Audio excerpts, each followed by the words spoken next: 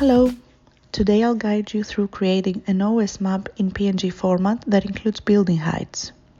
Let's get started. Log into your MapServe account and pick the address you want to preview.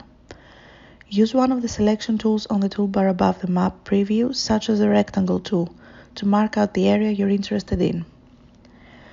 Once you're satisfied with your selection, add building heights as an extra layer to OS MasterMap in CAD format. Make sure that either TWG or DXF format is selected, as the additional layers are only available in CAD. Add your selection to the basket and proceed to checkout. After checkout, you'll find your CAD map ready for download in just a few seconds.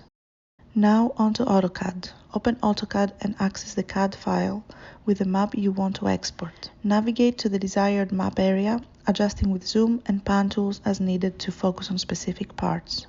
If you don't want all of the building heights layers or the grid lines included, you can turn off the layers you don't wish to show, like so. Once your layout looks good, head to the command area and type PNG out. Specify where you want the PNG image to go, choose the destination folder and tweak the file name if necessary. Confirm the save action and create your PNG image. Once the export is done, check the designated folder for your new PNG file. Your PNG image, complete with building heights, is now good to go.